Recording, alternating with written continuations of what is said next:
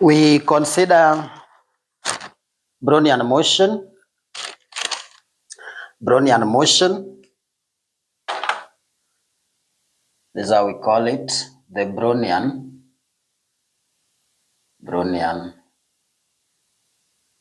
motion. Brownian motion. That's what I want us to consider. And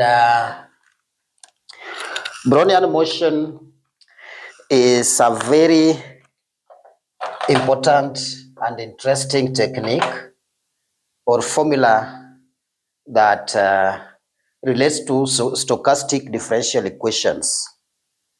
Now, stochastic simply means chance.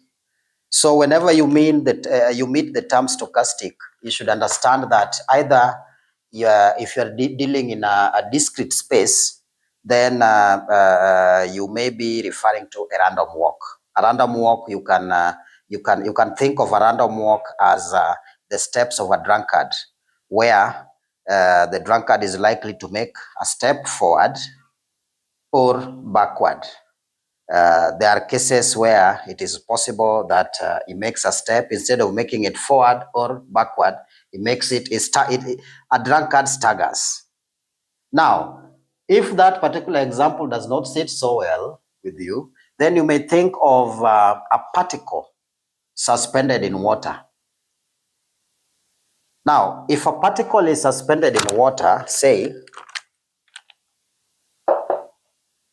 this is a bucket of water. This is a bucket of water, and our particle says a diamond as such. But then this is water. But you see, this water, it's moving, it's particle. There is collision between the particles or the molecules of water. Now, that particular collision results to some movement. That movement will be seen through the movement of our particle. So our particle will be seen to be moving, maybe sideways, to and fro as such. Or you may consider it as a ship that as just a ship that is staying still in water, but you see water is turbulent. So it takes it this way, that way, this way, that way. So you realize that that particular movement is erratic and unpredictable. The fact that it is unpredictable, that is what makes it stochastic. And that is what Brownian motion seeks to model, so that we are able to model the position of this particle after some given time, given the starting point. You can also understand it in terms of, in line of finance, we want to bring it in light of stock prices. Stock prices, we know that in the long run, there is a way we expect them to behave, but it is difficult to specifically predict what the value will be. Now, as much as we have various concepts that try to define that or model it, you'll still see that there's some level of uncertainty in the stock price. Well, we have the drift of the stock price, yes, but then that is, we have the drift term and we also have the diffusion term.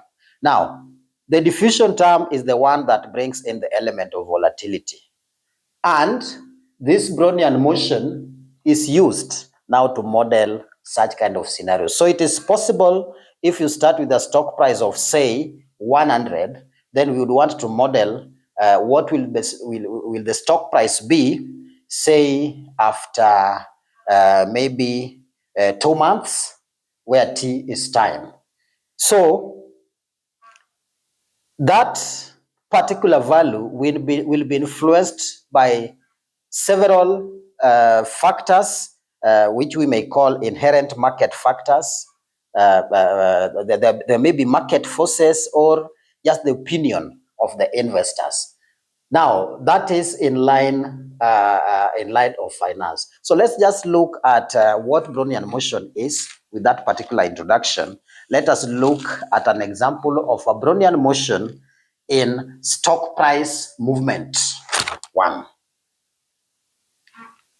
We use stock price movement. Stock price movement. So we say a stock price fluctuates randomly due to market forces. Its movement can be modeled using a geometric Brownian motion. Geometric Brownian motion. We'll see why we call it geometric Brownian motion, which extends Brownian motion with drift and volatility. Now, first thing we have is that the geometric Brownian for stock price ST. So if we define ST to be stock price at time t, stock price at time t, then the geometric Brownian motion for stock price ST is defined as, we'll be having this.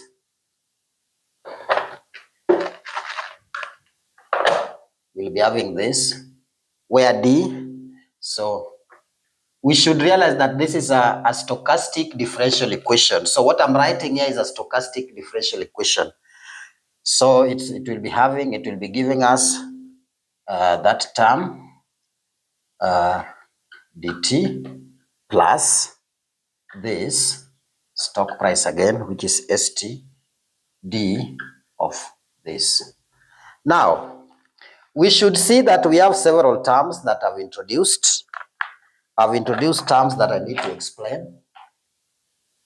You see that we have this, I may refer to it as mu. It refers to the average or the long run growth rate, or the average return in the long run, this. But this, of course, we know is the stock price at time t, as I've said. dt simply means the change. The change, we are referring to the rate of change. So yeah, that's it. That's why we refer to it as a stochastic differential equation. And then this part represents the volatility. So it will influence, it influences the intensity. This volatility part influences the intensity of the Brownian part. Now this part here, the WT is the Brownian part that we are interested in this year. And we said this part is what gives us an idea about the variability, uncertainty in the stock price, and the intensity of that uncertainty. The intensity of that uncertainty is influenced by this particular symbol, which we refer to as volatility. So with that introduction, I want us to consider a specific example and see how we would incorporate this, so that we say, if you move from one point to another, if you start with, say, a stock price of 100, then what will be the stock, if you start with a stock price of 100 at time 0, what will then be the stock price at say, time 2? Now, time can be expressed in terms of months, years, or whichever medium you choose to use. So just a moment, let me.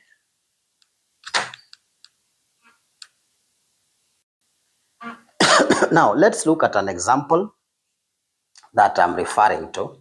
Now, with the understanding that we have had that this term represents the long run rate of return, or the long run average growth rate. This is volatility. That's the Brownian part. Now let's look at a particular example. So we say, let's just rub this. It is still an example of stock price that I'm considering. But now what I'm saying is, let S naught be 100. S naught is 100, and mu is 5%. Mu is 5%, So this mu or the u represents the rate of return, the average rate of return. So in this case, we are saying average rate of return in this is 5%. Then we have volatility is given as to 20%. That is volatility. We are then given the volatility of that particular price, stock price, to be 20%. And we are told that you need to use a Z of, so given a Z of 0.5, then calculate S1. That's what we want. So you are given all that information. You are given all this information. And let me just make sense out of the information first before we engage in calculation. Let's understand S0 to be, realize that stock price was given as ST. So if I say S0, I'm simply saying that T is equal to 0. So at the time when I'm starting.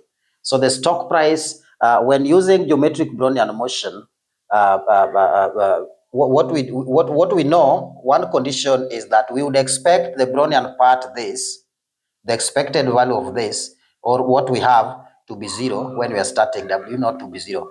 But in this case, we are starting with S0. So this is the stock price at time 0 is 100. And the rate of return is 5%. That's what we have. And volatility is given as 20. And then Z here, Z is a value that is chosen from a standard normal table. If you look at the properties of a geometric Brownian motion, you will see that we are expected to have independent increments, and WT, which we have as the Brownian part, is expected to follow some particular pattern, which is a standard normal distribution, basically with a mean of 0 and a standard deviation of T. And a standard deviation of T. So for us to calculate, so we are choosing Z. Z is arbitrary, and that's why we bring in the aspect of simulation. The aspect of simulation comes in because it is possible to choose various values of Z. Now, in a standard normal table, we have this. That's a standard normal table. A standard normal table. And you'll see that we have, if this is 0, then we can have 1, 2, 3. Here I can have -1, -2, -3. So, and that should then mean that Z should be normally distributed with a mean of 0 and a standard deviation or a standard deviation of 1 and a standard deviation of 1. So in this case, we have just picked Z is 0.5, in which case it will be somewhere here. That is the Z that we have picked. It is random. It's a random value that we pick. We can either use tables or simulate the value of Z. So for this case, we are using Z to be 0.5, but realize that Z can take up any value between -3 and +3 from a standard normal table. So in this case, we have specified Z to be 0.5. So having specified Z to be 0.5, then how then do we work out? Or get our answer? So first, what we'll do, we'll have to remember that for us to get a stock price in this case, we'll have to use the expression ST is given by S0 exponent, that is the exponent. So first we start with the drift term.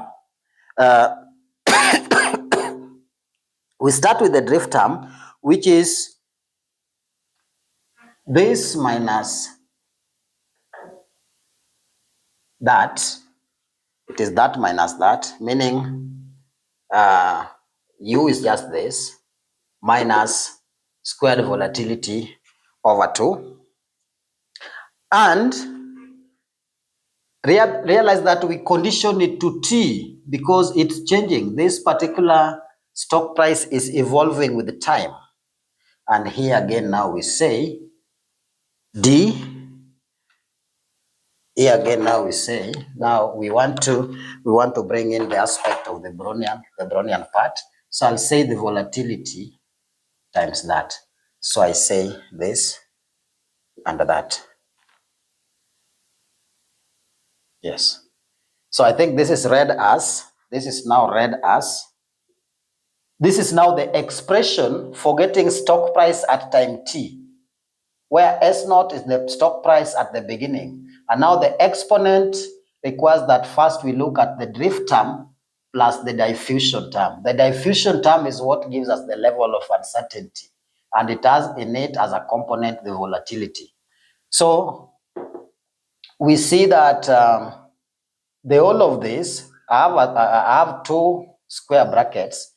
The outer one is this, then the inner one is one which corresponds to the drift term. So let me first work out the drift term. I then have 5% minus this, and that will be, so I just want to take this part. So I have this minus this over 2 T. And that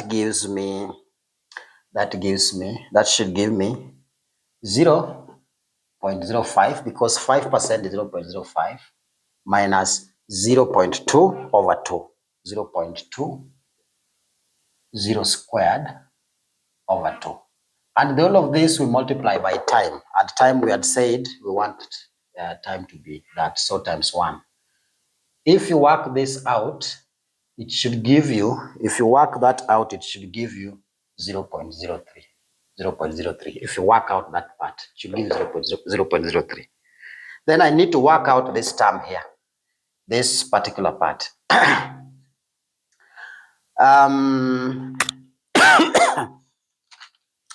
That part then, the diffusion term is given by this. Diffusion term will then be given by this. And this we work out as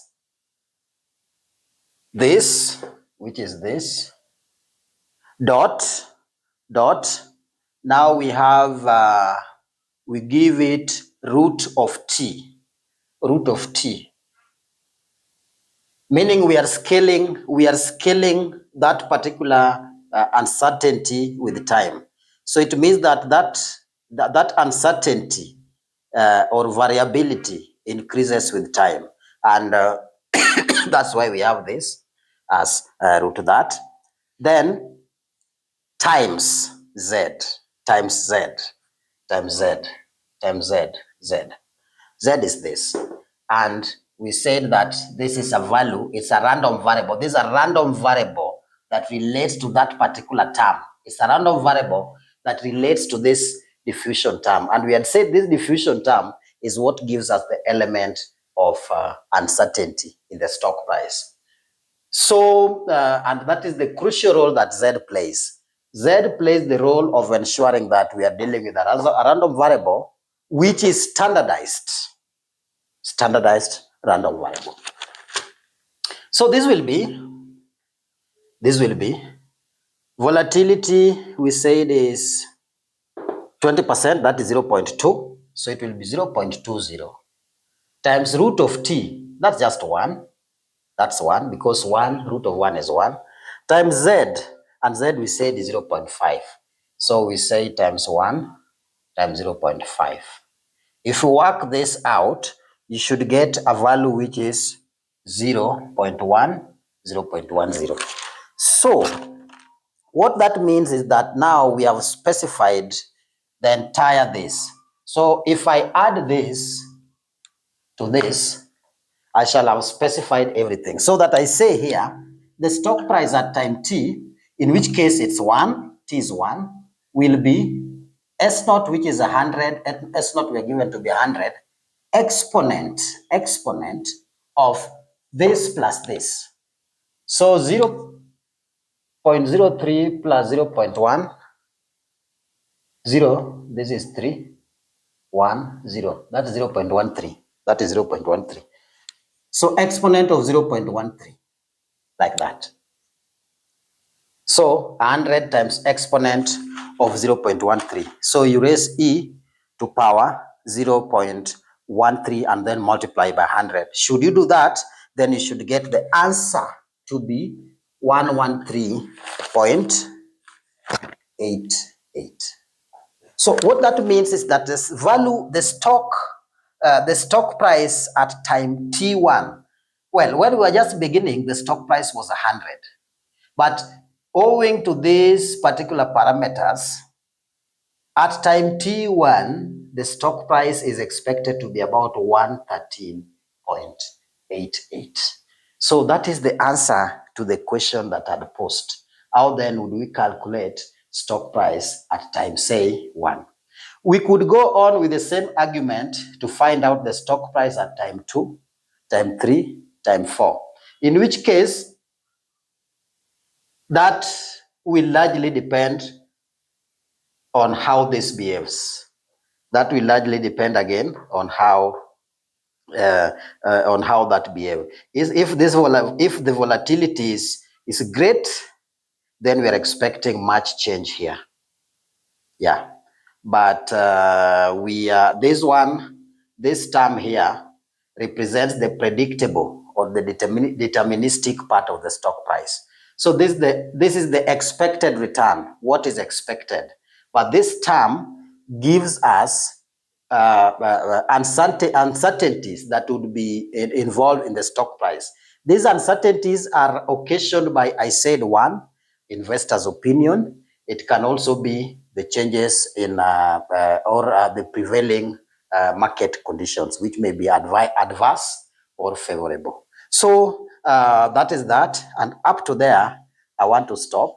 And if you need more of this, kindly subscribe to my YouTube channel and follow me to our website, where we have dedicated classes, one-on-one classes or lessons to make you understand this. And in this case, I've considered the Brownian motion. I've just introduced what it is. But one thing that one should realize is that this value will be changing as I change the value of Z, which is the randomness part. And I said this Z can take any value between -3 and +3. So this value will be changing as the Z value changes. And that is now what brings in the aspect of randomness. And then now you should now try to imagine how many then possible answers can we find from this. That is what then brings in the aspect of simulation. We have taken all this time working it out at just a particular point. But if we used a computer software, it is then possible to generate by varying values of Z and considering various points of stock prices, how it would move, both on the negative end, taking negative values and taking positive values. And now that's what simulation helps with. And simulation is handy when we are dealing with practical cases, because practical cases will require that you consider, or you actually consider all the possibilities in your answer, so that you come up with a price, the price of stock, which is close or is what the price is in the market. So I want to stop there, and I urge you to contact me either through the website, where you'll meet a team of professionals, not just me, but you'll find other professionals, because we work at your convenience. So up to there, see you in my next video.